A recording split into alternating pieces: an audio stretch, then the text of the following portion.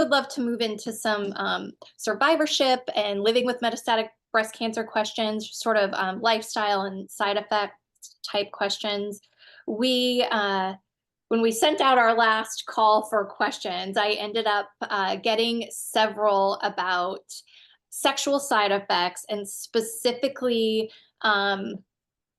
using vaginal estrogen. So I wanted to just spend some time on that because I know that that is something that a lot of women in both the early stage and the metastatic setting are struggling with. Um, and I just somebody just popped up and said not necessarily just for sexual side effects, but also for just UTIs and just generally kind of being uncomfortable. So yeah. Yeah, I mean, this is a huge topic, and I'm so glad that we're talking about it. I'm so glad there's more attention being paid about it because for so long people were suffering and just didn't have any options, or people weren't talking about it. So vaginal dryness, can result is very common. First of all, it's common in people who've gone through menopause, people who've gone through premature menopause as a result of treatment, people who've are in a lower estrogen state, from the endocrine therapies. And what happens when it's dry, you can it can make, obviously it can cause painful sex, but that the vaginal mucosa gets very dry, very fragile. It's uncomfortable, it can be painful, it can put people at risk for urinary tract infections. And, a UTI, I mean, I see people who haven't had a UTI in decades, and now they're coming in and they said, I've had 4 UTIs in 6 months. And a lot of it just because of all that dryness, it makes everything prone to risk for infection. So what can we do? There are lots of options. There are non-hormonal options that are vaginal moisturizers. We like ones that are hyaluronic acid based, and you can use those several times per week, and that can be very helpful for patients where it does not help. Vaginal estrogen is a great option. Vaginal estrogen, is per all of the guidelines, it's a great option, especially for people who've not had a good response to the non-hormonal vaginal moisturizers. And it doesn't get absorbed into the circulation. So when they've monitored estrogen levels in the blood, they haven't seen a bump from people using vaginal estrogen. There are creams, there are rings, and there are tablets. And so a lot of that is just preference. I like either the creams or the tablets. I kind of like the cream because you can put it externally as well.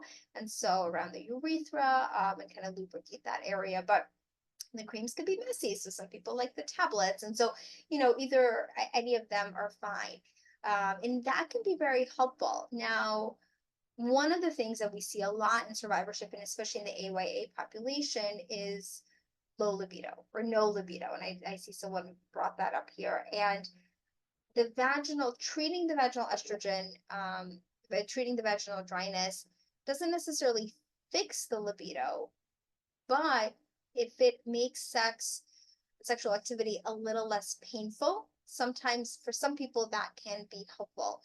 Now, when we think about low libido, it's for so many reasons. It could be the biological reasons of the vaginal dryness and premature menopause.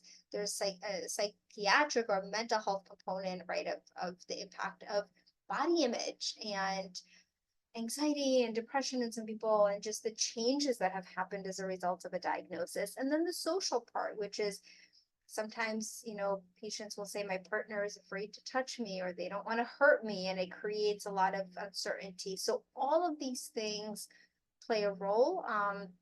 There are some medications, such as Addyi or flibanserin, that could be an option for hypoactive sexual desire disorder. And I really recommend working with a sexual therapist. That can be helpful for some people, seeing their gynecologist, making sure you're getting your pelvic exam. But there are things that we can do, and I hope that people are, getting professional, they're talking to their doctors and they're not being dismissed, because it's a really important topic for many reasons. It is. Yeah, it is. It's huge for quality of life, and I'm so glad that the vaginal estrogen, just as you said, is being talked about more. And I just want to clarify, because I have had a lot of these conversations, that vaginal estrogen is different than hormone replacement therapy, where you like get a patch, because that can be systematically absorbed. And I know that there are great doctors looking into maybe even that being safe for breast cancer survivors in the future. But as of right now, I don't think it's routinely given the thumbs up. But those are two separate things, and vaginal estrogen for sure is safe. Yes, 100%. And all of the guidelines say that. And I think sometimes what I hear a lot is people are being told, my doctor said I can't use vaginal estrogen. And I think if that's happening, I think it's okay to open up that dialogue and say, but here are the ASCO guidelines, and here are the ACOG and the NAMS guidelines, and all these guidelines that say that breast cancer patients, especially if the non-hormonal moisturizers are not helpful, that vaginal estrogen can be a discussion. There's data that tells us that it's safe. So I think it's okay to push back a little bit and say, but here are the guidelines, and can we talk about why, you know, I'm being told I can't take it. Very different than hormone replacement therapy. And then the systemic hormone replacement therapy very much depends. Are you triple negative, and are you hormone receptor positive or ER negative, right? There's